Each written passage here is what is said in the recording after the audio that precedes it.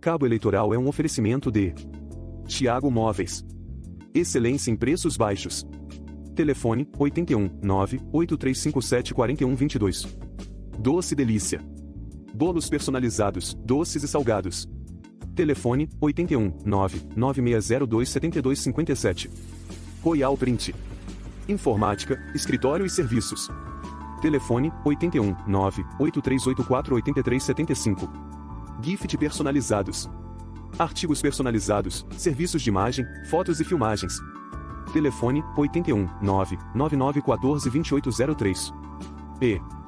Barbarella Beauty. Seu salão de beleza. Cabo de Santo Agostinho e Piedade. Telefone 81 99604 2059.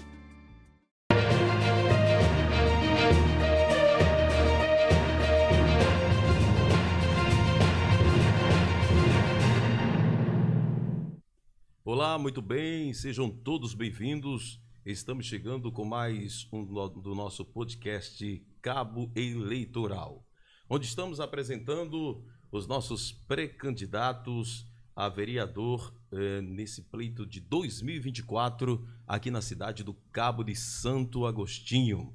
E hoje nós estamos tendo o prazer de receber aqui a presença de Eulis, e a gente vai trazer uma breve apresentação. Eulis, 31 anos, pré-candidato a vereador pelo Partido Cidadania, que apoia a atual gestão também, e morador do Cabo de Santo Agostinho, natural do Cabo de Santo Agostinho, e da Coab, e engenheiro, eletricista, assessor parlamentar, filho de Dona Gil e do senhor Quinha da Carne, e ele também tem uma defesa, uma bandeira muito especial que em defesa da juventude e educação. Antes que eu passe para dar as saudações para ele, eu quero ressaltar e destacar que todo o conteúdo que for pronunciado pelo nosso convidado é de total responsabilidade do mesmo. Então, Eulis,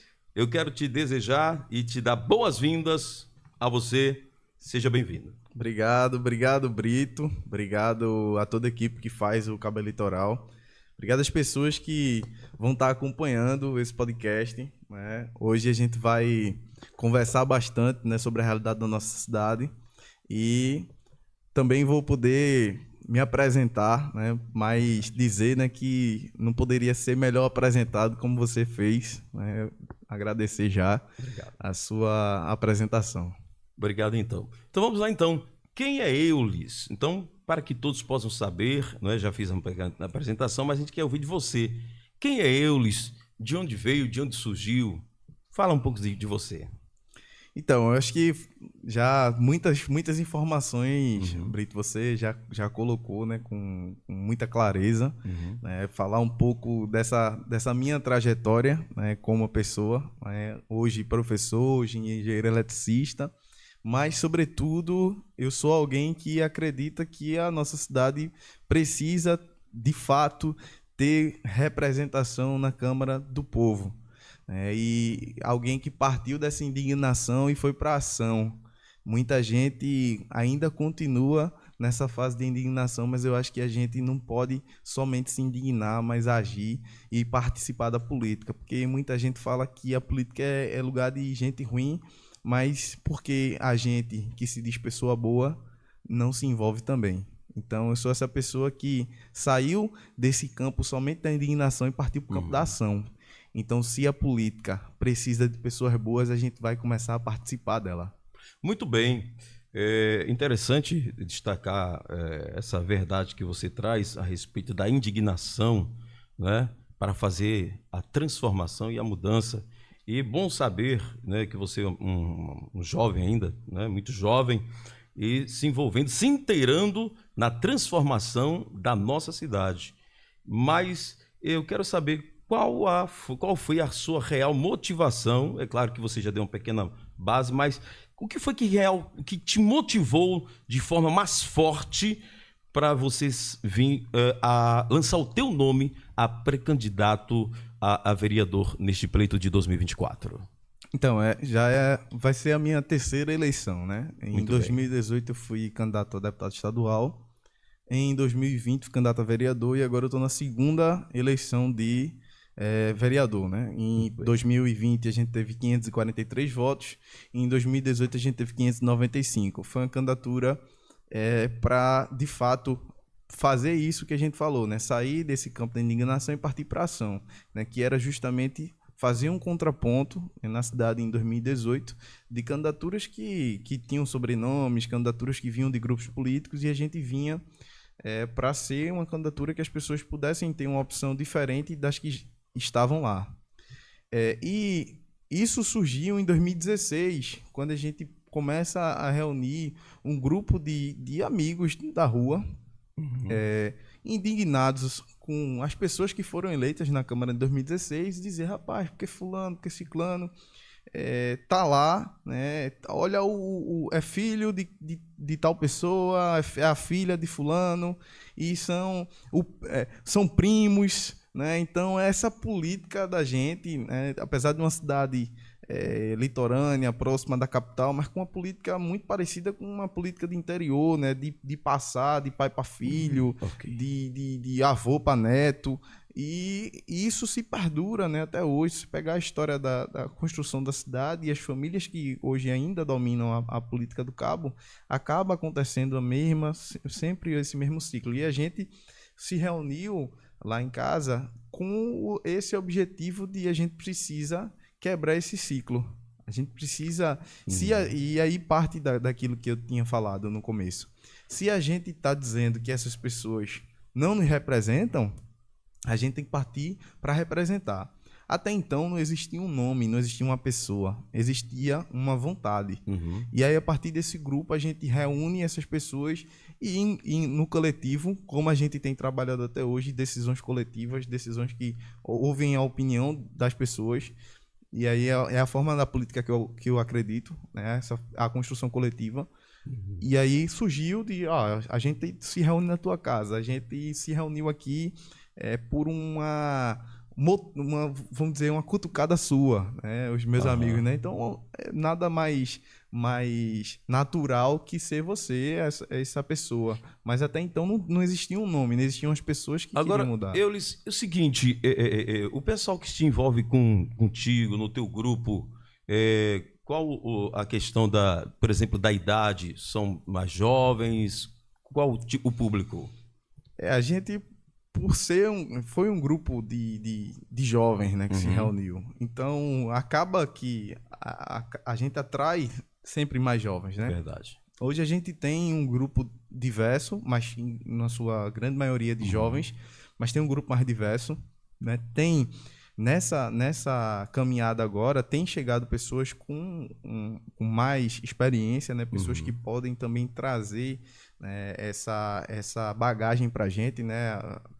Por exemplo, tem um ex-professor meu, né, que foi candidato na outra eleição, e agora a gente fez essa união, né, com o professor Felipe Neto, né, que foi meu professor, foi candidato na outra eleição e agora se une ao nosso grupo para trazer também essa experiência, né, porque dentro dessa construção ainda tem muita gente que diz, mas é só aquele pessoal que é jovem, né? Então, assim, ainda existe esse preconceito, né, por parte de algumas pessoas mais velhas, que precisa ter alguém mais velho. E aí a gente tem também buscado fazer essa diversificação dentro do grupo, para também mostrar para as pessoas que esse grupo é muito mais do que somente uns jovens querendo mudar a política. São realmente pessoas de todas as faixas etárias que acho que tem que dar um fio de esperança nessa mudança, né?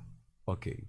Agora, justamente, é interessante em observar que a política, justamente, no país, ela está, inclusive, até mudando um pouco, mas precisa mais de pessoas jovens, né? Aparecer no cenário político, podemos até, como estamos falando do nosso município, municipal. Com certeza. Não é?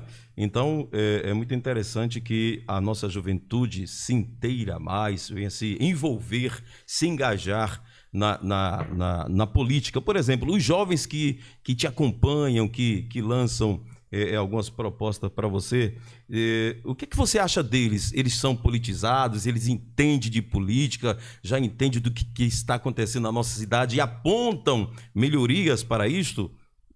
Fala um pouco mais. Então, a gente costuma dizer que a gente tem uma juventude hoje muito mais politizada, muito mais educada politicamente, né, de saber os seus direitos e tal, a questão do exercício da cidadania, mas que ainda precisa muitas vezes compreender o processo político de fato, a política real, né?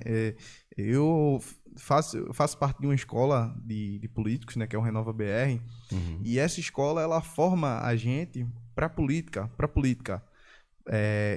desse exercício da cidadania, mas também para a política real, a política de fato eleitoral. Como é que a gente faz, como é que a gente consegue ganhar uma eleição? Então, muita gente se envolve com política do ponto de vista ideológico, né, do ponto de vista das pautas, mas essa atuação da política, de fato, dentro da comunidade, né, de fato, fazendo a transformação acontecer, ocupando os espaços de poder, que eu tenho falado bastante. A gente não só precisa reclamar, a gente precisa reclamar e se colocar naqueles lugares lá, que são os lugares que resolvem. Então, se eu digo, por exemplo, que uma pessoa não faz o seu trabalho correto e eu faria melhor, então por que não, né, me colocar nessa posição? E eu costumo dizer, todo mundo, para mim era para ter uma obrigatoriedade de todo mundo que fizer um curso e tal, passar pela gestão pública para ver de perto como é participar de uma gestão, as dificuldades, as facilidades. E aí eu acho que a gente ia começar a compreender melhor quando essas pessoas participassem da gestão. A gente já vê hoje, por exemplo, na educação, na saúde, que tem um estágio obrigatório. Né? Se você fizer algum curso na área de saúde, você é obrigado a participar do SUS, para você entender o que é o SUS, para entender o quanto ele é bom, mas também para entender as dificuldades lados, né? Do SUS. O lado do ônus e o bônus. É importante entender, ter as duas visões, não é isso? O seguinte, estamos aqui com Eulis, né, pré-candidato a vereador pela cidade do Cabo de Santo Agostinho, neste pleito do ano de 2024, e estamos aqui com o nosso podcast Cabo Eleitoral, que vai passar muita gente boa por aqui. Então, ativa o sininho das notificações, tá? Compartilha este conteúdo, porque quando surgir novos conteúdos, o YouTube vai já notificar para você ficar por dentro do que está acontecendo. Vai acontecer muita coisa boa. O nosso bate-papo está só começando. Tem muita pergunta ainda. A gente vai tá se envolvendo nesse universo que é a nossa política daqui da nossa cidade, do Cabo de Santo Agostinho. Bom, tá aqui Eulis, né? Temos aqui mais uma pergunta para você. Qual a tua visão, né, e proposta para a cidade? Então, eu visualizo uma cidade onde a gente consiga incluir as pessoas dentro do orçamento. Então, primeiro isso vai passar pela função do vereador. Então, a gente tem visto várias legislaturas onde os vereadores eles têm feito papel de executivo, né? Serem microexecutores. A gente lá na escola, eu lembro de uma palestra da última formação que a gente teve, que falava, né? Você vai trocar o seu poder de decisão do orçamento municipal, que são os vereadores que aprovam, para o poder de microexecutor, de dizer que foi você que fez uma escadaria, foi você que fez uma rua. Ali é uma parte do trabalho do vereador, mas a função de fato, que seria a grande função, seria... Aproveitando agora um gancho que você está deixando, vamos passar um pouquinho, um resumo, aproveitando que você é professor, entende, é um jovem muito inteligente, a gente passar um pouco para os nossos telespectadores do que é a função de um vereador. Resumão, manda ver. Então, eu vou até olhar para aqui, né, gente? O legislador, ele vai ter, o vereador, né, ele vai ter 3 funções, né, básicas. Vai legislar, né, ele vai fiscalizar, né, e ele vai fazer pequenas indicações que seriam para vir a executar. Okay. Né? Mas a sua principal função é legislar e fiscalizar o poder público. Mas, do ponto de vista dessas realizações, o orçamento, e aí eu falo, né, o orçamento municipal, não há debate na Câmara de Vereadores acerca do orçamento municipal.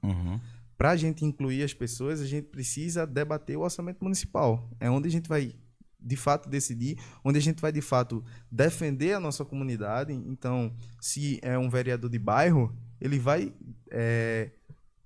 decidir ali que o seu bairro ele vai tá recebendo um determinado recurso, mas isso tem que ser decidido dentro do orçamento municipal. Então, acho que falta muito disso. Falta as pessoas executarem de fato, né, a sua função. Então, eu vou ter que propor leis, eu vou ter que fiscalizar o poder público, né? Eu vou ter que fazer indicações para fazer as obras, com certeza. Mas, sobretudo, a gente precisa que na Câmara as pessoas comecem a debater o orçamento. Precisem incluir essas pessoas. Precisa fazer de forma participativa. Então, eu tenho um grande exemplo, né, um amigo, que é secretário de Participação Popular de João Pessoa, que ele faz uma coletiva, né, com os bairros, que é chamado Você Prefeito. E essa comitiva ela vai em todos os bairros para entender quais são as necessidades desse bairro e incluir essas necessidades dentro do orçamento e dentro das obras de forma participativa, levando a população. E a levando a população não é só para escutar as coisas boas, e que também a gente vai precisar ouvir as coisas boas, mas também para ouvir onde a gente precisa melhorar, né? E a gente só vai conseguir ter essas realizações e as pessoas compreendendo, olha, o nosso orçamento é de X. Esse ano que vem a gente consegue fazer X coisas. Então, o que é prioritário no seu bairro? A prioridade do meu bairro é construir uma creche. Então, seu bairro vai receber uma creche. É o que a gente está decidindo aqui coletivamente. Entendo. Mas a gente não vai poder fazer a creche e o posto de saúde. Então, agora, esse debate. Muito bem. Agora, vê só.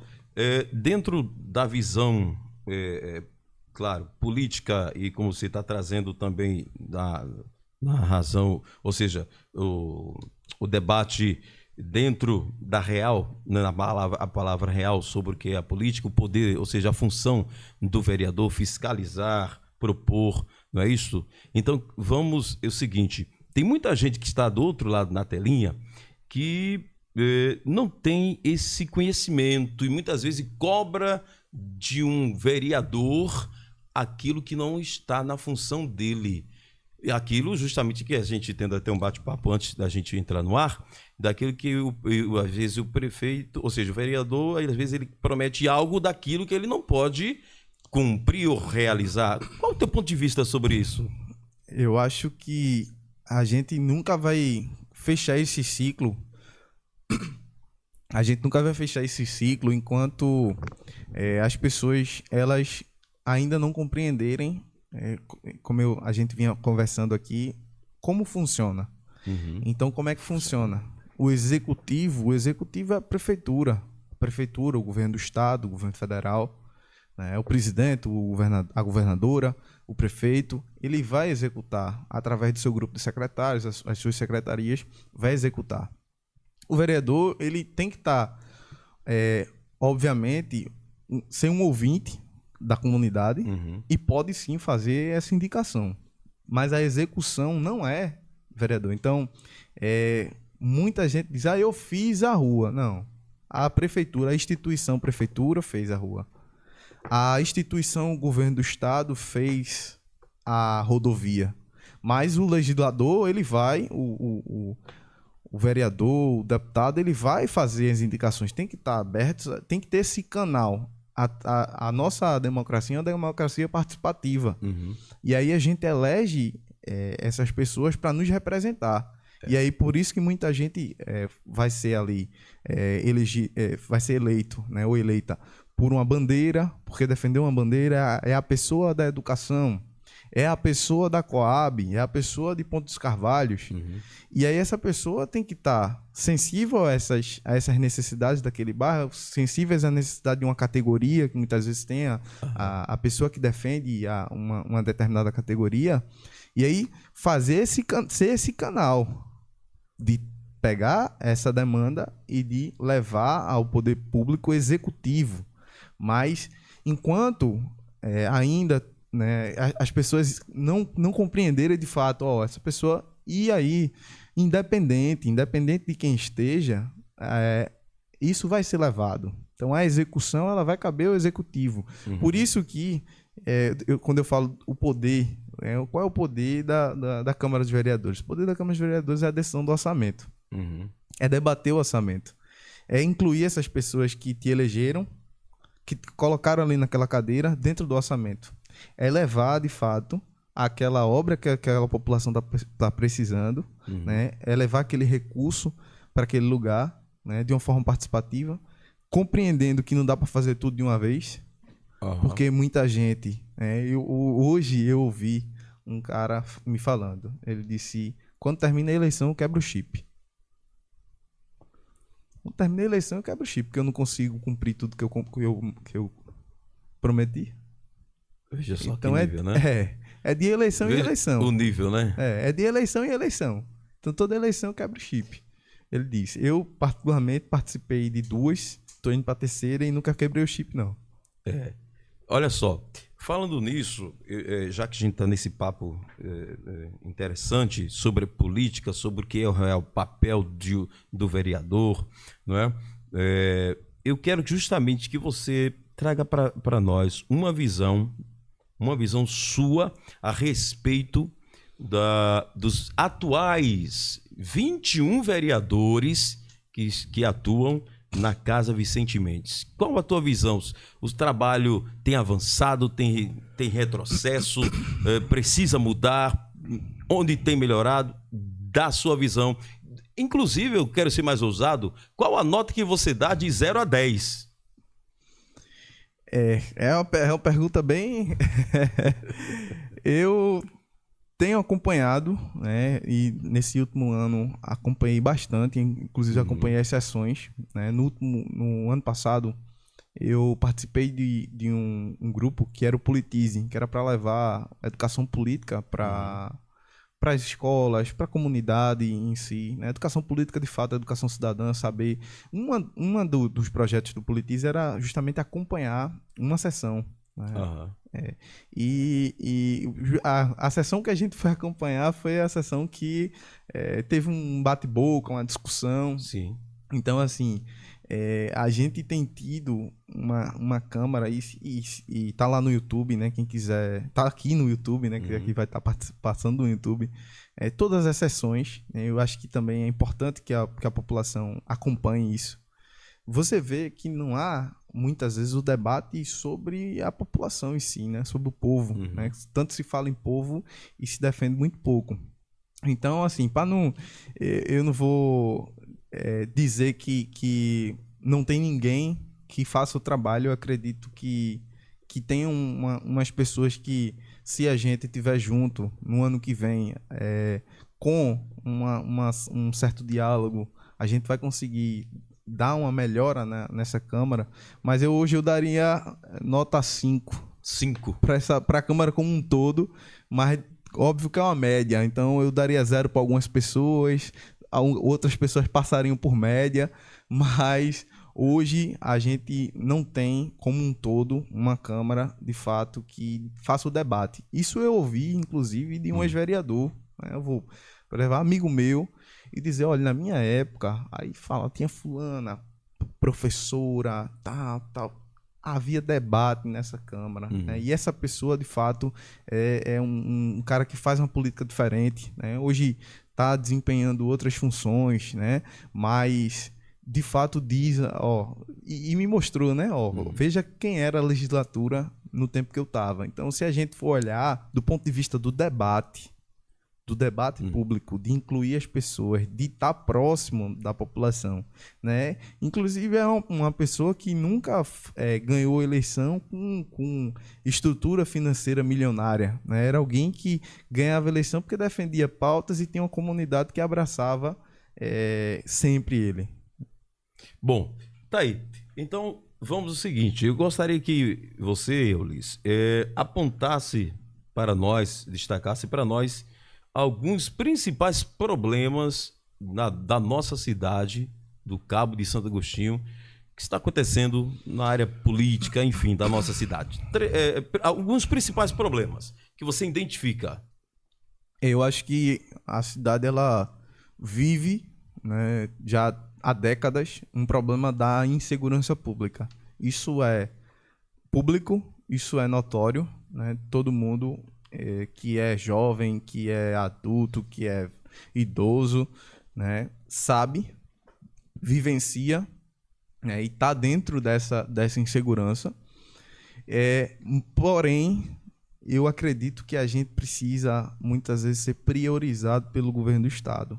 Então, ainda, né, vou colocar aí um período que Eduardo Campos foi governador, que o Pacto pela Vida funcionou um pouco. A gente teve uma redução, né? Eu fui uma pessoa que eu participei do primeiro ano das escolas integrais do governo de Eduardo. E a educação tem um papel importantíssimo dentro desse ponto de vista da segurança pública. Então, a gente precisa, além, né, desse avanço, né, que teve com as escolas em tempo integral, a gente ainda precisa ter, de fato, uma mão mais forte do Estado, uma presença. E a gente precisa, sobretudo, ter todas as iniciativas que são de prevenção. Então, a gente precisa incluir cultura, a gente precisa incluir educação, a gente precisa incluir qualificação profissional, a gente precisa dar oportunidade para essas pessoas. Então, a gente tem um problema.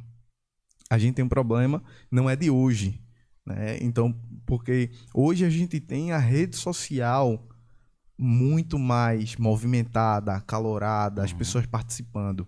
Mas se você for no site da SDS, buscar os dados públicos, você vai ver que há décadas a situação da segurança do Cabo é uma situação difícil, né? E aí por isso que eu acho que precisa, de fato, de vir mais investimentos. Vir mais investimento do ponto de vista da prevenção e do ponto de vista da correção no momento. Aproveitando o momento, esse instante você está falando do problema da segurança pública na nossa cidade, a gente vê que é um dos problemas gravíssimos, até porque nas páginas, digo assim, até policiais dos Instagram, né, que existe na nossa cidade. Bom, então é muito triste o que a gente vê quase que todo dia, não é? A violência contra os nossos jovens, e enfim, daí por diante, a violência todo dia, toda hora. Até de repente, enquanto a gente está aqui, está acontecendo algo na área da violência. E né? aí é o seguinte, Brito, como eu falei, né? São há décadas. Se você olhar, em 2017, dessa série histórica, 2017 foi o ano que mais teve mortes aqui, né? Mas a internet não existiam esses blogs. É verdade. Inclusive, né? Então, como é que a gente via as notícias? Se assistisse televisão. Hoje, a gente passa a maior parte do tempo no celular. Hoje a gente usa muito o Instagram, usa o Facebook, o YouTube. É verdade. Então, não é que hoje está mais perigoso. É que agora a gente tem um acesso mais rápido à informação, né? Antes você tinha que... para uma pessoa entrar no site da SDS para descobrir, né, a série histórica. Então, assim, a gente, desde o ano de 2000, né, eu peguei recentemente, 2002 para cá. 2002 teve mais de 120 mortos. Então, assim, você vem de uma série de décadas, né? Então, não é algo que está acontecendo agora, né? É algo que agora a gente está conseguindo ter o acesso à informação mais rápida, né? Lá no passado, né, aqui no bairro da Coab, teve o Segurança Amiga, que foi uma iniciativa do governo de Elias Gomes para resolver um problema que existia de crime de proximidade, que a gente chama, que é aquele crime do vizinho, da briga de bar. Então, no passado, a gente tinha muita morte relativo a isso. É verdade. Hoje, as mortes que acontecem no Cabo são todas provenientes do narcotráfico. Entendeu? Infelizmente. Então, é uma triste realidade hoje que precisa... A prefeitura não tem condições de resolver sozinha. Esse é um ponto. Vereador nenhum que ganhar e que tiver lá tem poder sozinho de mudar essa realidade. Enquanto a gente não tiver, o Cabo não tiver o apoio do governo do estado mais forte, né, do governo federal mais forte aqui, a gente não vai sair dessa realidade. A gente tem exemplos em outros lugares, né, que fizeram um trabalho parecido. Se você pegar um modelo, né, daqui do Brasil, você tem os céus que foram feitos por Marta Suplicy lá em São Paulo, né, que foram centros que hoje o pessoal fez o Compaz, né, tem um Compaz do Recife, como se fosse algo que foi criado agora. O Compaz é uma mistura de céu que Marta fez lá em São Paulo com os centros que existiam lá em Medellín e Bogotá, que existem, né, que inclusive a Colômbia está passando por um processo ao contrário. Eles conseguiram reduzir a criminalidade e agora já está voltando. Então tem que ser ações que existam e continuem. E aí entra as questões de política. Eu digo, olha, existe a política do governo e a política de Estado. Se você pega o Bolsa Família, ele independentemente do governo que tiver, ele vai sempre existir. No governo Bolsonaro mudou para Auxílio Brasil, mas não deixou de existir a política pública, né? Então continua acontecendo a política de Estado. Então, enquanto a gente tiver ainda com política de governo, né, políticas que não vão estar dentro do orçamento a longo prazo, que sejam independentes do governo, que perpassem os governos, a gente de fato não vai sair dessa realidade. Então, eu acho que a gente precisa ter uma política de Estado, né, para a gente sair dessa realidade da gente de insegurança. Uma política de Estado que, independente do governador, seja Eduardo, seja Raquel, seja Paulo, ela vai continuar, né? Vai continuar. Eulis, o seguinte, olha só. Muito bem, você está apontando as soluções, né? Apresentou o problema e no mesmo instante apresentou também soluções, né? Mas, por exemplo, na área da segurança pública, você apresentou o problema e também soluções, inclusive de copiar, né, algumas de outros locais para que a gente implantasse aqui na nossa cidade. Você sendo eleito, é uma das suas propostas? Com certeza que a gente vai debater, né? A gente precisa fazer o debate da segurança pública. Eu acho que não pode ninguém estar numa cadeira sentada lá na Casa Vicente Mendes sem conseguir debater a segurança pública e fazer as proposições, né? E buscar, né? Hoje a gente tem uma governadora que está alinhada ao governo municipal, e aí a gente precisa buscar essas parcerias de fato, né, e levar essas necessidades, como tem sido feito, né? Ainda um governo está no seu segundo ano, com todas as dificuldades que a mudança de governo, mas eu acho que uma pessoa que estiver sentada numa cadeira na Casa Vicente Mendes, que não esteja disposto a debater a segurança pública e ir de fato botar a mão na massa para ir resolver, eu acho que não merece, essa pessoa não merece que o cabense coloque. Agora, Eulis, é o seguinte, na educação, eu gostaria que, eu vou fazer algumas perguntas mais objetivas, aí você responde até um pouquinho mais rápido por causa do nosso tempo também. Como você tem visto a educação e a solução? Você vai mostrar qual tipo de problema que pode estar acontecendo na educação na nossa cidade e a solução. Educação. Então, parte das reclamações ainda que a gente vê são questões históricas, né? A educação do Cabo, ela por muito tempo foi negligenciada, né? Foi feito escolas modelos, mas sem modelo de educação, né? E hoje a gente saiu de 0 escolas em tempo integral nas outras gestões para 15 escolas em tempo integral, né? E por mais que toda mudança leva um tempo e tem as suas dificuldades. Então hoje a gente tem creche em tempo integral. Eu visitei uma creche em tempo integral, a criança vai para lá, passa o dia todo e tem 3 alimentações garantidas. Agora me diz a respeito dos professores. O que é que os professores Existe algum professor que faz alguma demanda, alguma reclamação, ou está todo mundo satisfeito? Não, eu acredito que a gente, né, e aí me coloco nessa posição, o professor brasileiro em si, ele ainda vai ter que ter muitos anos, né, de reparação salarial para chegar no que a gente diz, né, o professor ele forma todas as profissões. Então o professor ele precisa ser sempre valorizado. Mas, olhando para o ponto de vista de gestão, e aí eu digo, a gente não pode ser também irresponsável ao ponto de não entender. E aí entra a questão do orçamento. Eu, obviamente, que defenderia. O professor precisa ganhar 20 mil reais de salário. Mas hoje é possível, dentro do orçamento, fazer esse aporte. Então, são todas essas questões. E aí vai passar, precisa se fazer um estudo, precisa se buscar as fontes, porque o dinheiro público ele não é infinito. Por mais que, às vezes, a gente ache que o dinheiro público é infinito, mas ele não é infinito, né? Então, e eu acho que esse debate muitas vezes é negligenciado, que a gente não fala do professor que realmente ganha muito pouco, que é o professor, às vezes, de uma escola particular, né? Eu conversei com um amigo meu que tem mestrado e ganhava R$700 numa escola particular do Cabo. E quem é que está defendendo esse professor? Eis a questão.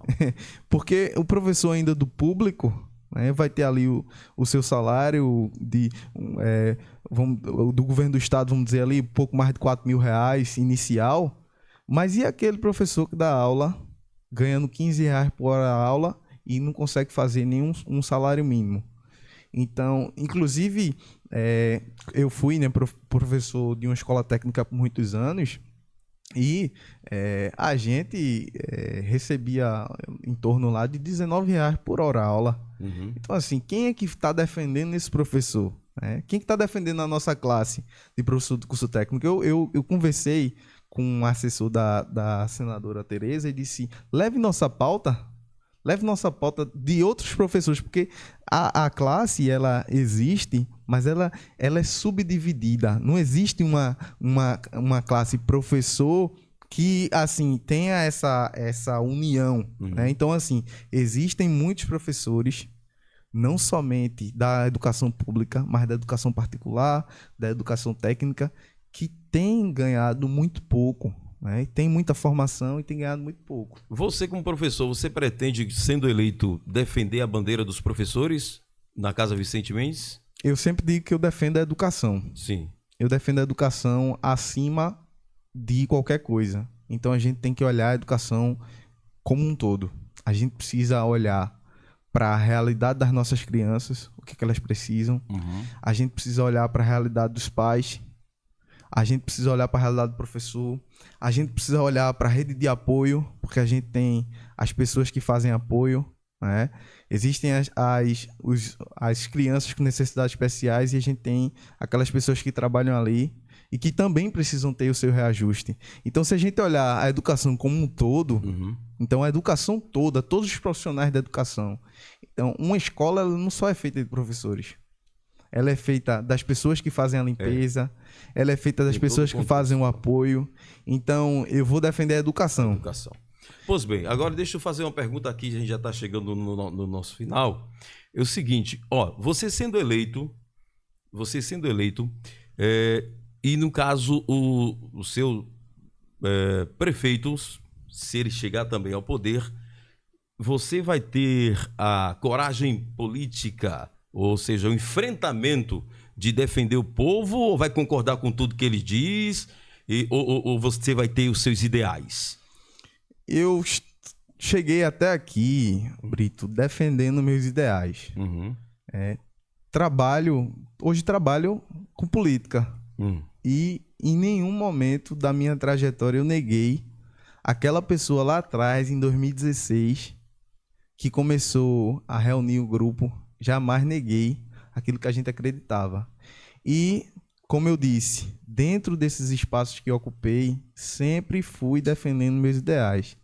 Mas o que eu digo, antes eu era um jovem revoltado. Um jovem que foi chamado uma vez para fazer uma conversa, né, com o prefeito. Disse, eu não converso com político. né? Não quero conversa com política, não quero conversa com político. E vi, depois de muito tempo refletindo, que aquela revolta não trouxe nada pra gente. Que o caminho, de fato, era dialogar. E a gente tem conseguido fazer esse diálogo. Uhum. Então, eu acredito que são poderes diferentes. Eu acredito que tem que existir o diálogo. E quando você vai para uma mesa para defender, você precisa ter argumento. E aí, eu tenho muita certeza de que quando a gente for defender, a gente vai levar sempre os argumentos, né? Ok. Em poucas palavras, veja o seguinte, essa pergunta é muito pertinente, não é? A respeito de vereadores que são, por exemplo, são aliados da gestão, seja ela qual que for, e muitos deles se calam, né? E ficam calados, e ali o povo muitas vezes fica até esquecido. Mas, analisando dentro desse contexto, aí vem uma outra pergunta para você responder para nós. Nesse caso, você também, sendo eleito, se o seu prefeito, né, ele tem uma pauta, ele de repente chamar você, você sabe que pode acontecer, e chamar você, sendo eleito, e ele tem algo, um projeto na Câmara, e de repente chama você no secreto, e enfim, te oferece algum cargo a mais, ou vai colocar mais pessoas do teu grupo para trabalhar, e porque o projeto dele precisa ser aprovado. Qual será a sua postura? Essa é a pergunta. Então, primeiro que a gente nunca esteve disposto a fazer essa política do toma lá da cá, Brito, de que a gente tem que ter alguma coisa para estar do lado de alguém. Quando eu escolhi estar do lado do prefeito, eu escolhi estar sem cargo, inclusive, né? Eu tive a eleição de 2020 e entrei na gestão 11 meses depois, né? Em nenhum momento a gente fez negociação de cargo. Então não fiz como candidato, não fiz novamente agora e não vou fazer como vereador, né? Não vai ter negociação. Mas como eu tenho falado, né, a gente precisa olhar para o que o cabo precisa. Eu não vou fazer o que os vereadores agora recentes fizeram, de reprovar um projeto de lei ou votar contra um projeto de lei que vai trazer R$1 bilhão para o cabo.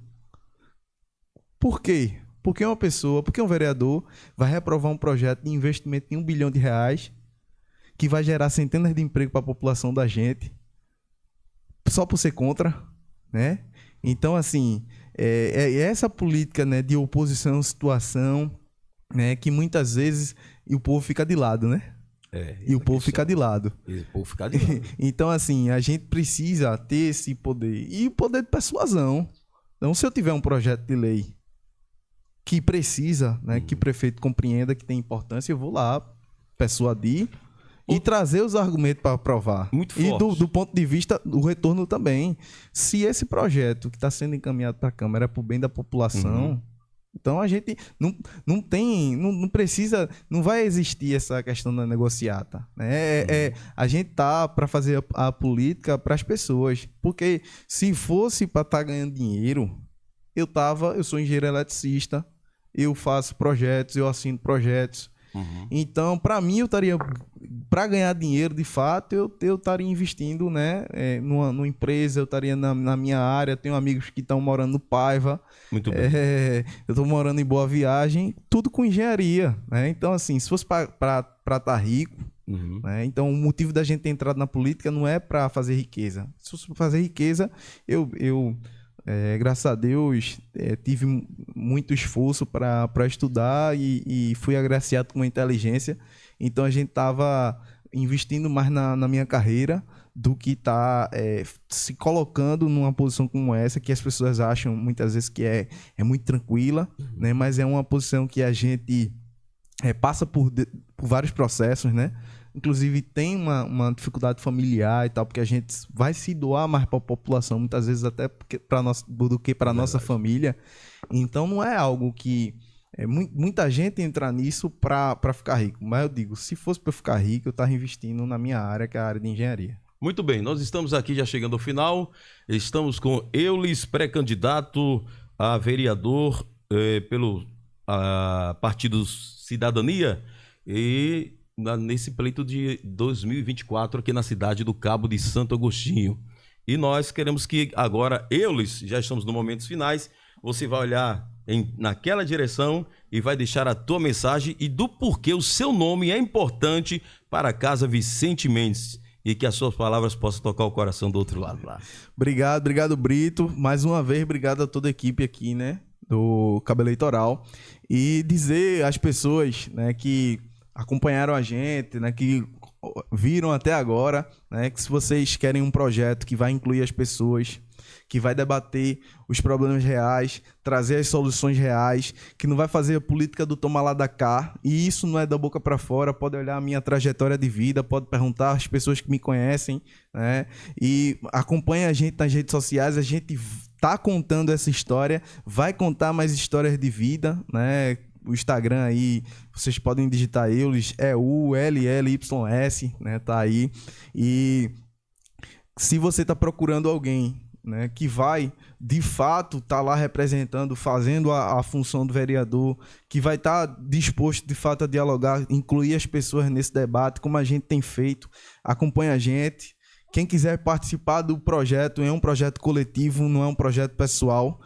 Estejam à vontade, falem com a gente, porque a gente está disposto a incluir todas as pessoas que querem o bem da nossa cidade, que querem ver essa cidade progredir ainda mais e que não querem que a nossa cidade esteja, né, como já esteve em outros momentos, né, nas páginas por escândalos. Então, podem contar comigo sempre para estar representando vocês.